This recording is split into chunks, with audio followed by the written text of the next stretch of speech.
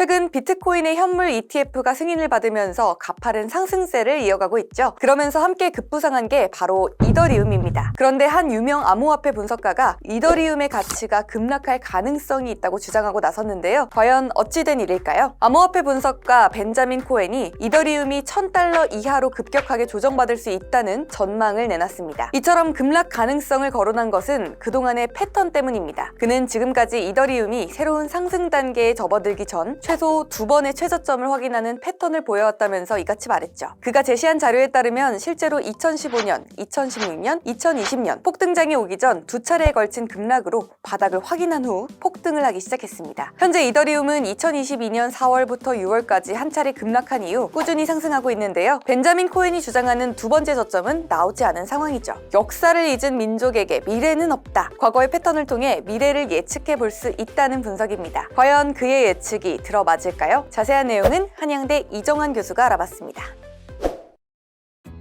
이더리움 가격이 $1000 이하로 급격하게 내려갈 가능성이 있다라는 이야기가 나왔죠. 암호화폐 분석가가 한 얘기인데 흔히 말하는 기술적 분석에 의해서 나온 것이다라고 보시면 될 것 같습니다. 아무래도 현물 ETF 출시가 유력한 이더리움은 사실 가격이 올라갈 가능성이 굉장히 높다라고 많이 보고 있는데 그럼에도 불구하고 이제 가격이 올라가기 전에는 저점까지 거의 급락할 가능성이 있다라는 그런 이야기를 하고 있습니다. 이런 이야기밖에 할 수 없는 그런 또 근거도 있죠. 가상자산이라고 하는 경우에는 펀더멘탈, 흔히 말하는 숫자를 뽑기가 굉장히 어려운 자산들 중 하나입니다. 비트코인 같은 경우에는 이제 현금 흐름을 만들어낼 능력 자체가 아예 없고요. 이더리움은 애플리케이션을 하면은 수익을 창출할 가능성이 약간 있긴 한데 아직 이더리움 생태계가 구축이 안 되어 있기 때문에 정확한 넘버가 나오기는 좀 어려운 상황이다 라고 보시면 될 것 같습니다. 물론 이더리움 기반으로 한 스마트 컨트롤 같은 것들이 활발하게 되고 결국 모든 계약들을 디지털화하면서 세계를 급변시킬 가능성이 있는데 아직까지 뚜렷하게 뭐가 나온 것은 많지 않거든요. 뭐 일부 사람들이 쓰는 건 있지만 광범위한 애플리케이션은 잘 되지는 않는 것 같다라는 이야기를 드릴 수 있을 것 같아요. 그렇다는 이야기는 어떤 거냐면 이런 패턴 분석밖에 할 수 있는 게 없다.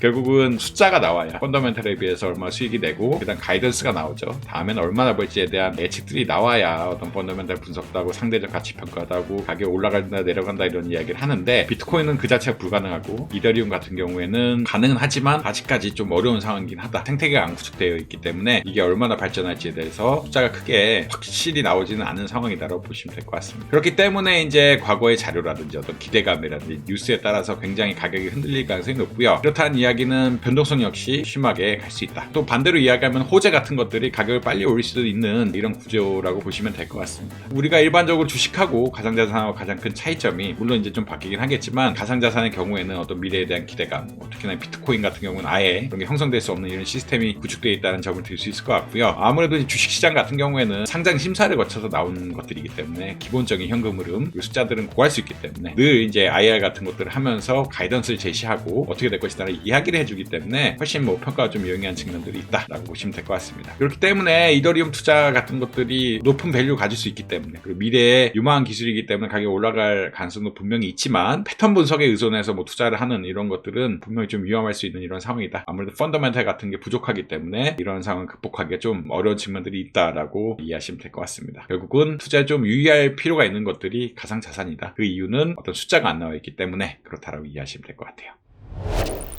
오늘 덕으로에서 준비한 소식 어떠셨나요? 더 자세한 내용이 궁금하시다면 덕으로 홈페이지와 유튜브 구독을 통해 만나보시기 바랍니다.